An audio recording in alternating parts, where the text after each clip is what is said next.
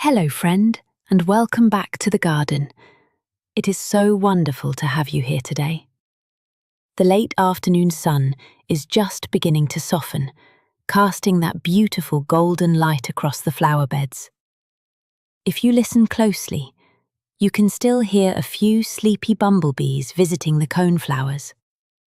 There is nothing quite like the feeling of stepping out into your own little sanctuary after a long day, perhaps with a cup of tea in hand, ready to tend to the earth. Today, we are going to talk about something incredibly fundamental, yet wonderfully misunderstood. We are talking about watering. So, find a comfortable spot, take a deep breath, and let's spend some peaceful time together. Imagine it is a sweltering evening in mid-July. You have just returned from work, and your beloved flower garden looks a bit tired under the summer heat. You grab the garden hose, twist the nozzle to that gentle shower setting, and spend a peaceful 10 minutes spraying a cool mist over your hydrangeas, petunias, and roses. The soil darkens to a rich brown, the leaves glisten with tiny droplets, and you walk away feeling like you have truly nurtured your plants. It is a beautiful, intuitive ritual. You see a thirsty plant, and you give it a drink. But what if I told you that this very ritual is one of the most common reasons why gardens fail? Please know, there is no judgment here. We all start out watering this way. But to truly understand what our plants need, we have to look past the vibrant petals and the sun-baked surface of the earth. We have to look underground. When we examine a garden through the lens of root biology, a fascinating truth emerges. That gentle, daily sprinkle that feels so caring is actually a trap. It inadvertently trains your plants to be fragile. The secret to a resilient, drought-proof garden lies in a fundamental habit correction, transitioning from shallow watering to the deep soak. By the end of our time together today, you will know exactly how to guide your garden into deep, lasting health and true resilience. To understand why the deep soak works, we first need to explore the hidden world beneath your feet. We tend to focus on what we can see, the leaves reaching for the sun, the vibrant blooms attracting pollinators. But a plant is essentially a reflection of its subterranean health. Roots are not just static straws sitting in the dirt. They are dynamic, growing, sensory organs. Just behind the growing tip of a root is an area where it sprouts thousands of microscopic extensions called root hairs. These incredibly fine hairs weave into the microscopic pores between soil particles. Through a process called osmosis, they absorb the vast majority of the water your plant needs to survive. Now, here is the most fascinating part of root biology. Roots are blind, but they have an extraordinary ability to sense their environment. They use a survival mechanism called positive hydrotropism, which is a biological response where roots actively grow toward moisture gradients. If there is water deep in the soil, the roots will push downward to reach it. If the moisture only ever sits at the top inch of the soil, the roots will spread out laterally, clinging to the surface. As a gardener, you are not just supplying water. You are dictating the architectural blueprint of the plant's root system. You are the architect of their resilience, guiding them to safety. Let's visualize this together. Imagine we have sliced straight down into your flower bed, placing a pane of glass against the dirt so we can see underground. In our first scenario, the gardener comes out every single day and waters for just 5 minutes. Because the watering is brief, the moisture only penetrates the top 1 or 2 inches. Below that, the earth is bone dry.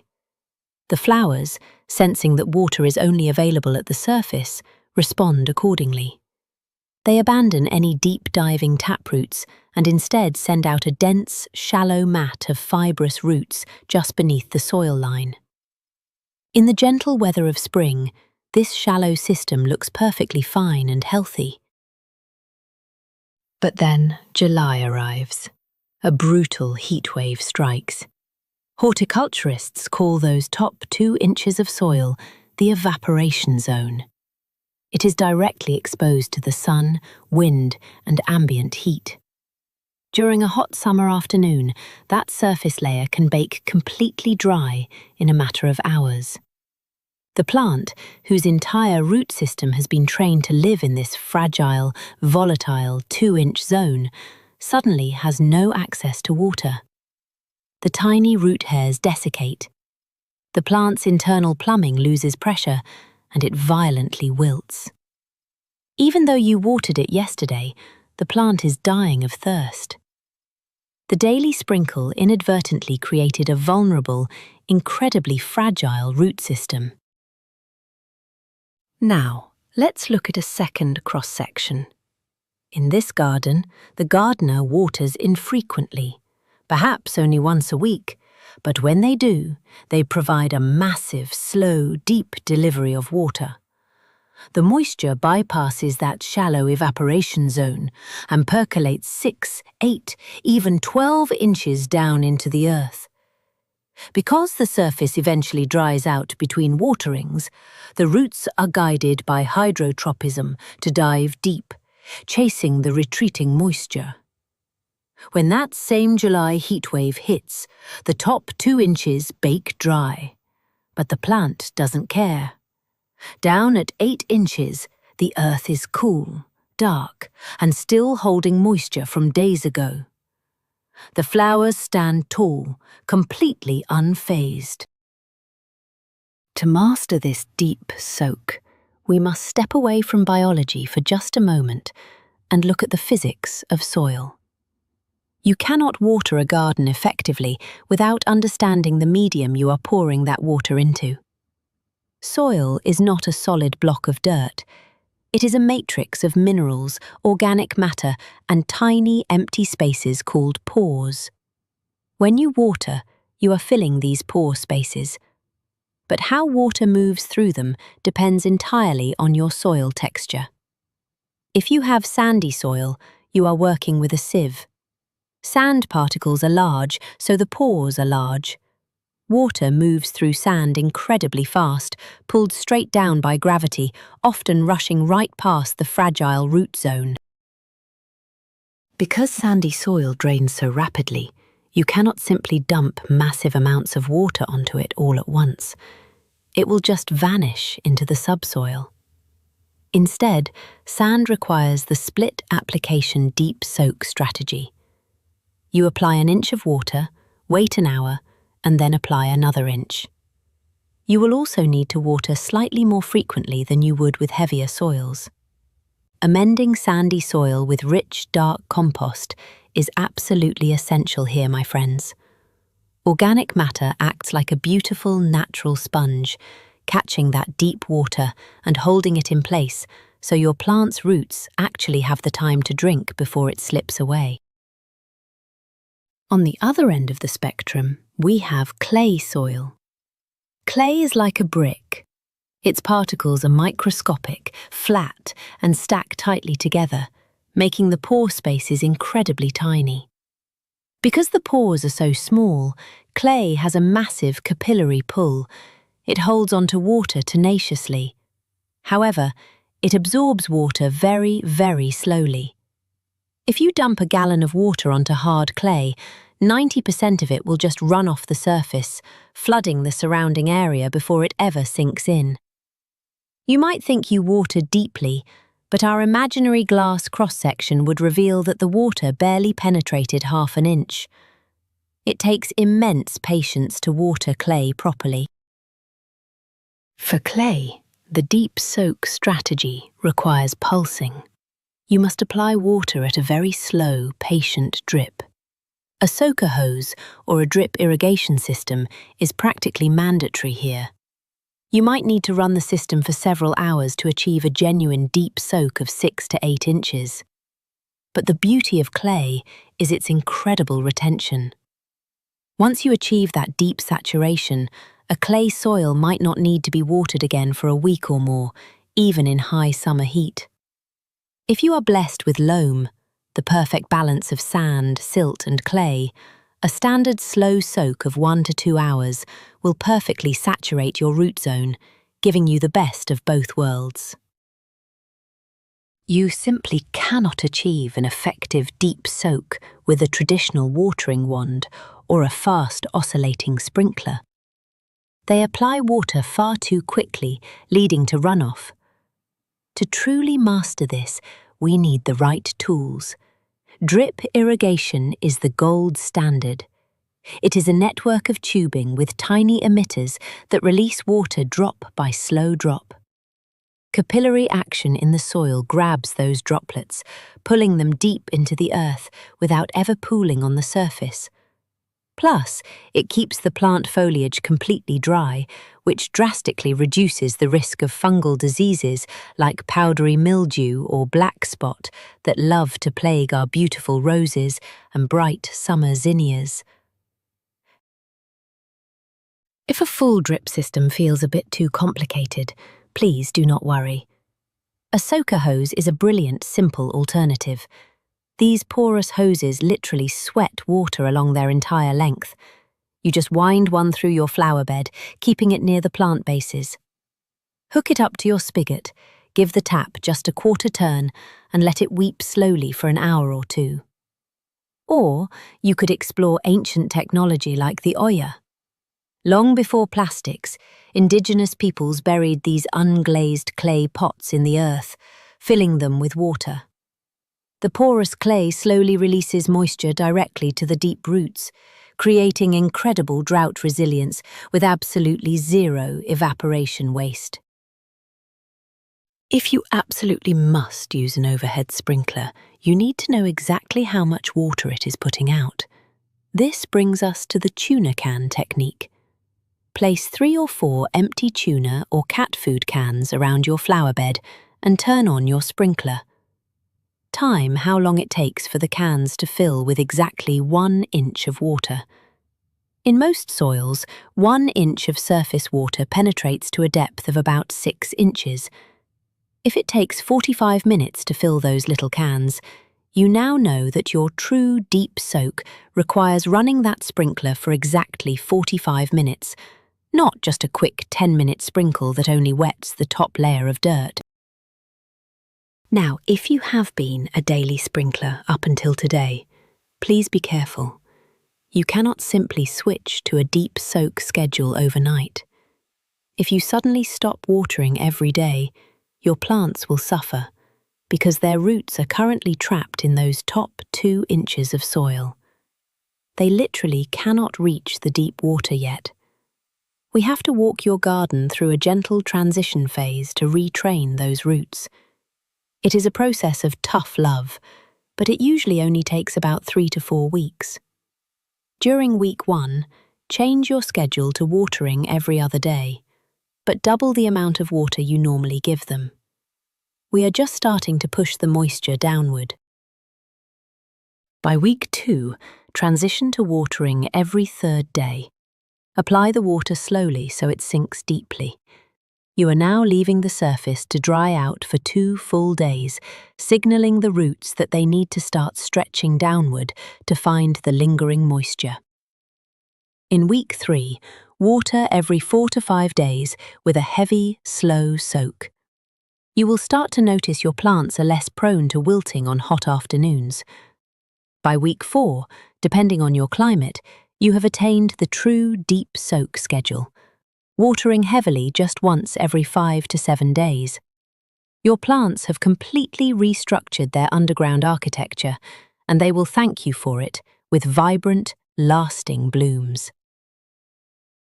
But how do you really know if your deep soak is working? My friends, you cannot rely on your eyes alone. The surface of the soil lies to us.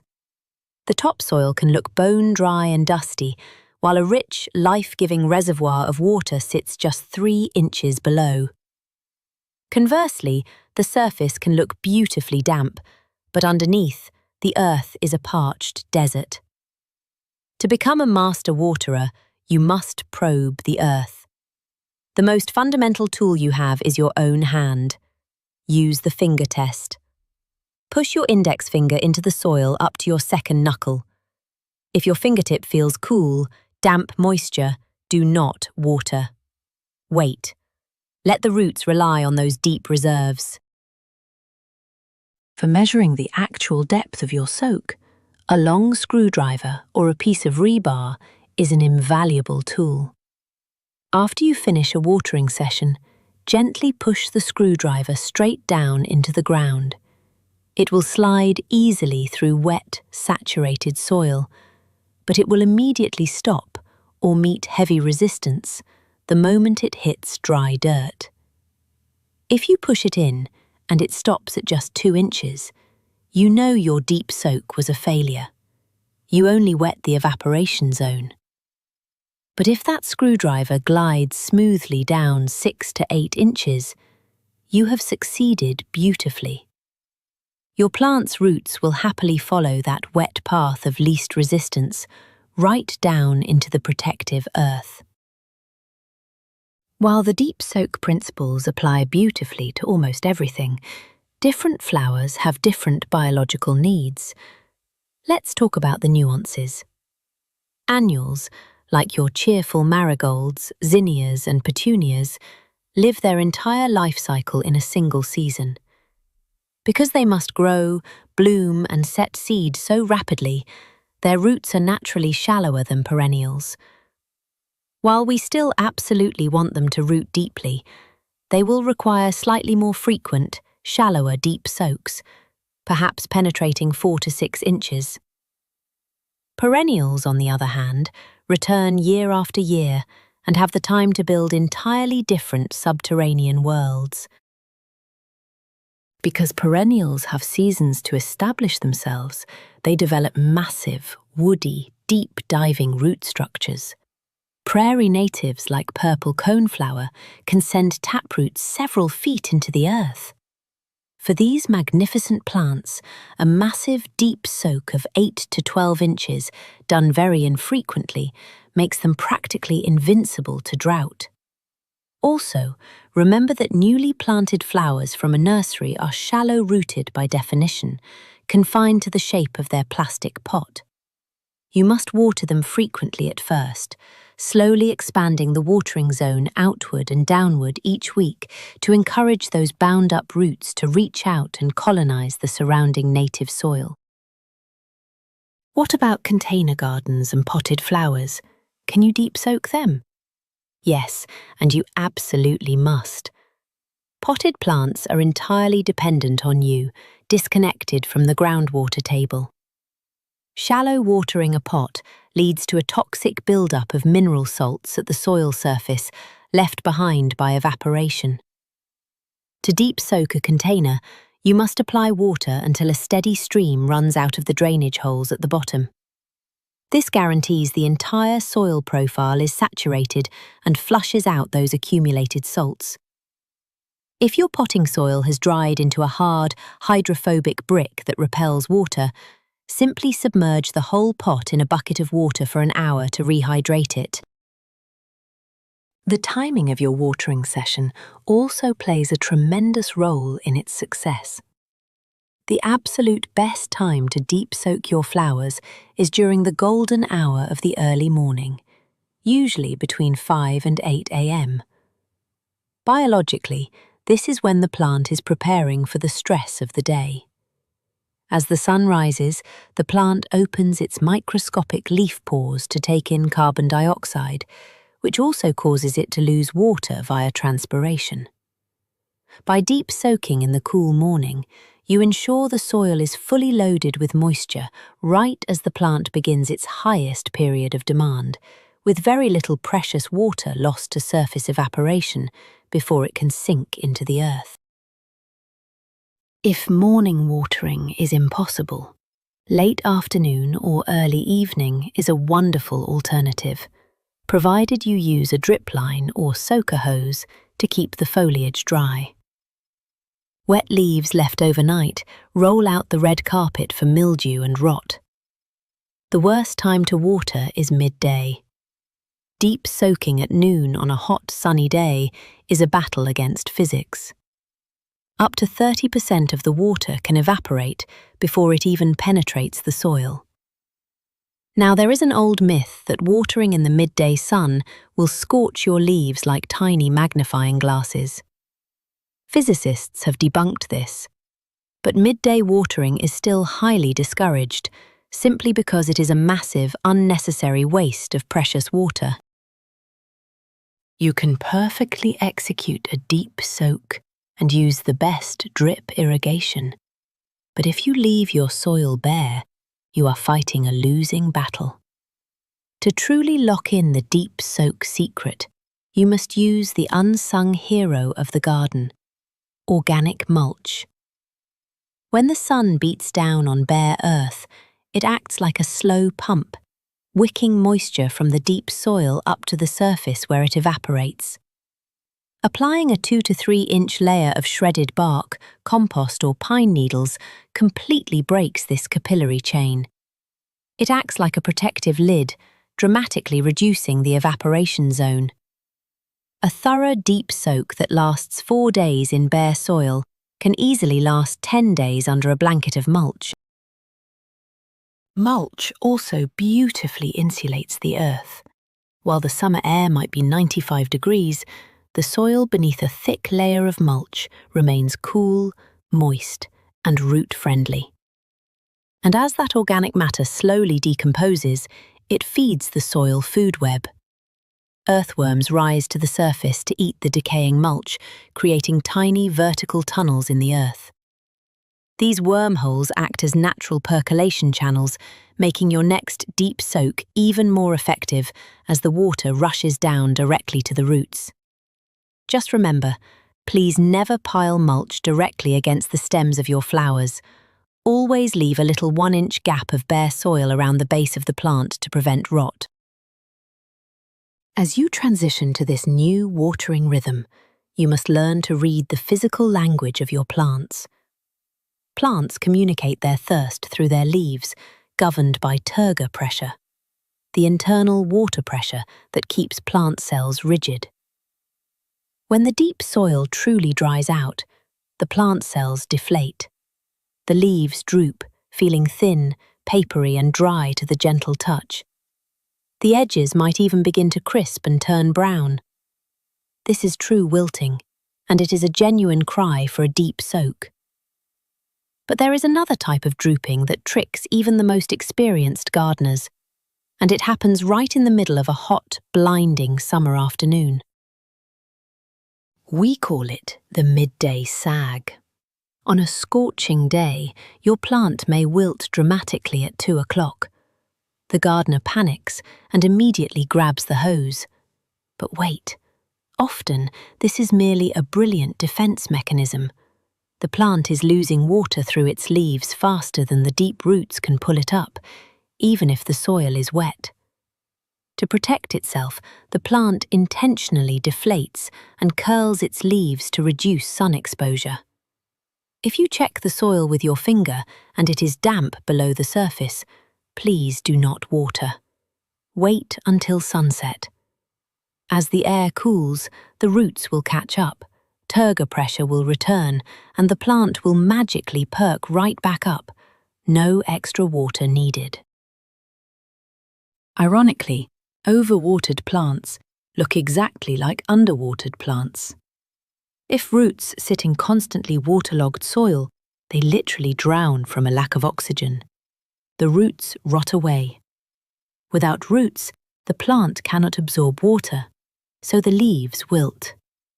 But unlike the papery feel of a thirsty plant, overwatered leaves often feel heavy, mushy, or turn a sickly yellow.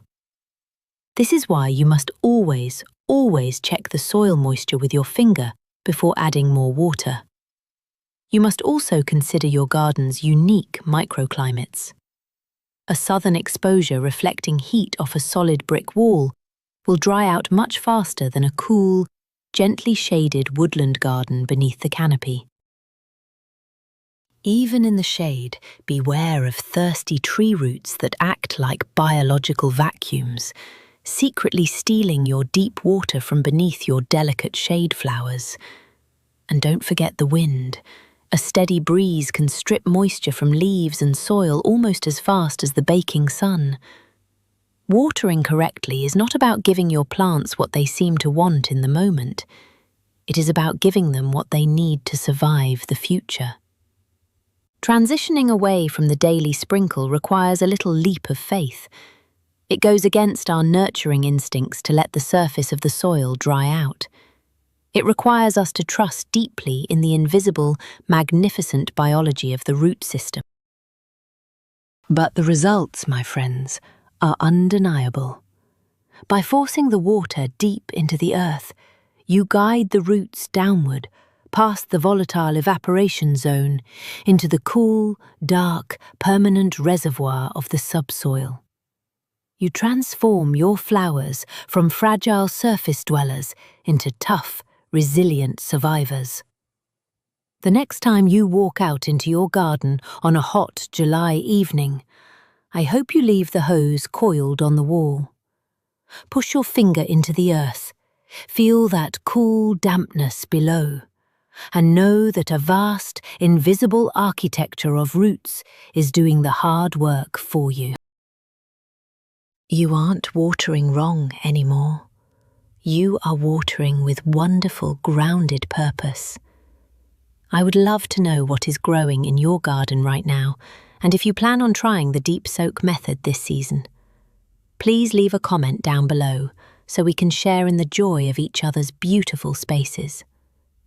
If you enjoyed our peaceful time together today, consider subscribing for more cozy garden chats, and we can continue to grow together. Thank you so much for inviting me into your afternoon. Until next time, take care of yourselves and happy growing.